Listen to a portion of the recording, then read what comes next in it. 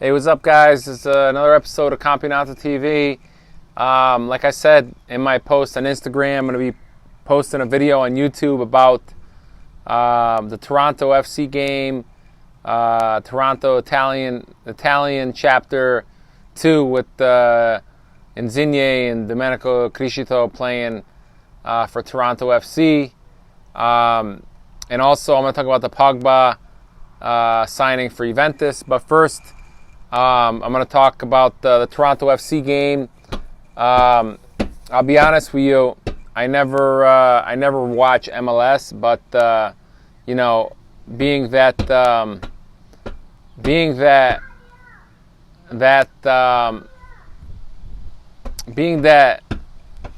Criscito and Insigne are now playing on Toronto FC, I had to tune in to see how it was going to go. And they played this past weekend against San Jose. Insigne was not playing, but Criscito was playing left back. They were doing 4-4-2, and Bob Bradley's 4-4-2. And, I got to say that I thought Criscito, he played pretty good. He did look like somebody coming off of summer vacation. And but Bob Bradley started him, and he did have a pretty good game. He let some runners get in behind him, but but he did overall pretty good. He had a lot of touches, and he did a lot of good stuff I saw in the first half. And even at halftime, the announcers were saying he had like the most touches in the game. It's pretty good considering that was his first game with the team. And, he's probably exhausted because the way they play, it's like kind of like up and down, up and down, up and down. And he's probably not used to that coming from, Genoa. But overall, I thought he did pretty good. Toronto FC, that ended up tying 2-2. And they should have really won that game, but they let up that stupid goal late. But overall, I didn't mind watching the game. I do not watch any MLS, but I'm gonna, watch. I want to watch LAFC, Chiellini, and Toronto FC with Insigne and Criscito, and I guess Federico Bernardeschi. I heard he's coming too. And also, we're going to be going to Gillette Stadium when the Toronto FC they play New England Revolution, and we're hoping to get some close up of Lorenzo Insigne. So we'll bring that to you when we go there. Insigne didn't play. He's got some kind of injury. Bob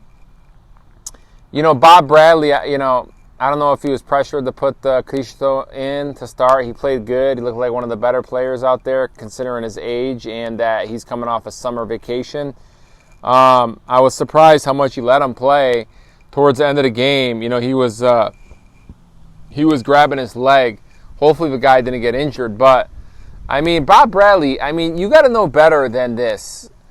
The guy's probably been on vacation the whole summer since the Serie A season started. He hasn't been playing for at least a month, probably. And you're playing him 70, 80 minutes in a basically MLS, which is more of a running physical league, and it just doesn't seem like it makes the most sense. But anyways, hopefully he's not injured. Because when they come to New England, I want to see Criscito and I want to see Insigne playing. So, anyways, that's that. Pogba, he got signed again by Juventus. Which I guess we'll see how it turns out. Historically, when big names come back to their clubs, they really don't play that well. I'm just saying historically. I'll give an example. Shevchenko, when he used to play for AC Milan, he went to Chelsea, and when he came back after that, he was never the same. Another one, Kaká, he went to Real Madrid, and again, when he came back, he wasn't the same player. So I don't have high hopes that that Pogba will be, anything great, especially because Juventus, when he was here, he had a really good midfielder with Pirlo and Vidal and these guys like that. So I don't know. We'll see. I hope they do. I hope he has a good impact. But we'll see. I know that all the English people that I hear speaking, they have nothing. Majority of them have nothing good to say. That he, saying that he didn't do good for Manchester United. Well, I don't know how many times I got to say this. If you don't have the right players or the right system around the guy, or he just has no motivation to play, what do you guys expect? On top of that, the guy, you give these people these ridiculous wages, and they see that the team isn't set up around them or not playing the right style, and they probably, say, you know what, I'm getting paid anyways, I'll do what I could, and that's it. And, but in Italy, the coaching is very good, and it's more of a family atmosphere, because that's how Italian people are. You'll see with the Juventus, before they always have a preseason game with their under, I think, 21 team at a family home, a family complex of I believe it's the Agnellis, the owners of Juventus. So it's just different atmosphere, different. The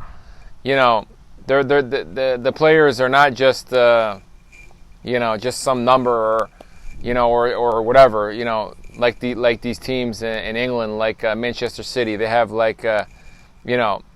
double two teams on for their squad. You know what I mean? Like every player, they have the equal replacement. But we'll see how Pogba does. I was watching some of the news media from the local sports network. They claim to be the leading sports network in the world. But they have the most biased football. Many of their football commentators are so biased, and it's so disrespectful. For example, they were talking about the Pogba Pogba going signing for Juventus, and one of these, ESPN. Oh, I let it out of the bag. One of these people over there on their show there said that they were asked if they thought Pogba would be, good for Juventus, and he was like, "Oh, yeah, I think he'll do a little better." And he was saying that he was trying in a roundabout way to basically say that the English Premier League is so much superior than the Serie A. He used some other terms saying it's faster in the English Premier League, but from his past comments, we know that he most often has many negative things to say about Serie A. And the only thing I could say is that the only thing I'll say counter that is that the European champions, of national football, that whole squad, the majority of the squad was all talent generated from the Serie A, and the couple players that didn't play in the Serie A, they were all developed in Italy, and then they moved abroad. For example, Verratti and Jorginho. So that's just one example.